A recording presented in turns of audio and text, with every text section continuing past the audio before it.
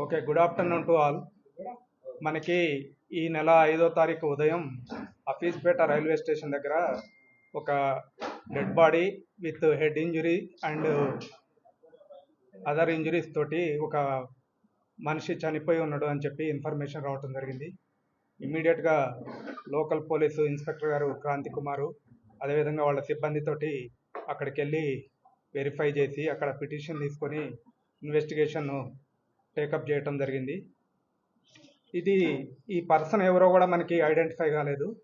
కాకపోతే head injuries తోటి ఇది మర్డరు అని చెప్పి కేసు రిజిస్టర్ చేసి దర్యాప్తు ప్రారంభించదైనది.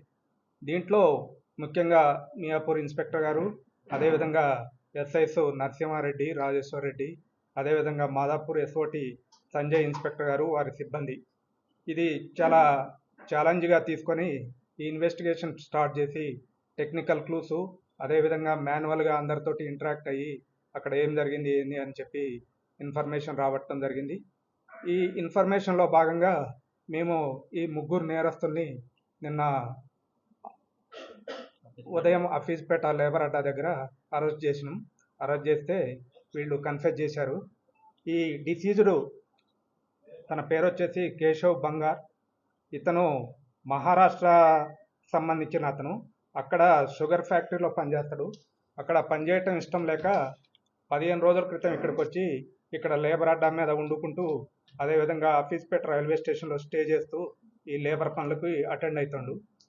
ఈ 3వ తారీఖు రోజు ఇతనికి లేబర్ అడ్డాలో ఏమీ పని దొరకలేదు.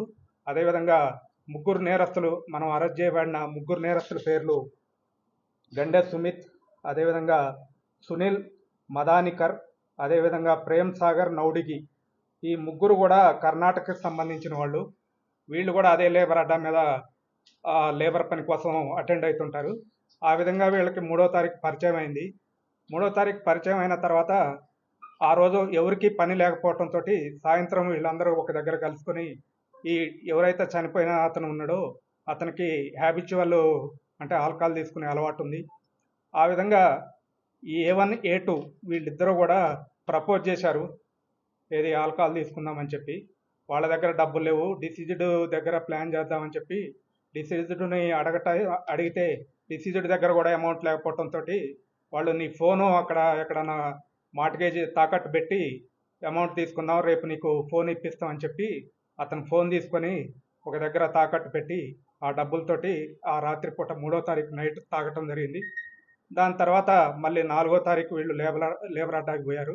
అక్కడ అందరూ ఎవరి పని వాళ్ళు పోయిన తర్వాత మళ్ళీ ఈవినింగ్ అవర్స్లో ఈ A1 A2 అంటే సుమిత్, ఈ మదానికర్ వీళ్ళిద్దరు కూడా ఈ పార్కింగ్ ఏరియాలో తాక్కుంటూ ఉన్నారు.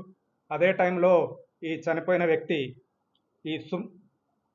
ఈ కేశవ్ బంగార్ ఆ ప్లేస్కి ఫుల్గా తాగి అక్కడికి వచ్చిండు. వీళ్ళతోటి ఆర్గ్యుమెంట్ అయింది. నా ఫోన్ ఇప్పిస్తా అని చెప్పి ఫోన్ ఇప్పిలేదని చెప్పి వీళ్ళతో ఆర్గ్యూ చేసి వాళ్ళని కొట్టడం జరిగింది. అదేవిధంగా చెప్పుతోటి కూడా కొట్టడం జరిగింది. ఇమీడియట్గా A1 A2 ఏం చేశారంటే A3 ఈ ప్రేమ్ సాగర్ నౌడిగిని ఫోన్ చేసి పిలిపించడం జరిగింది.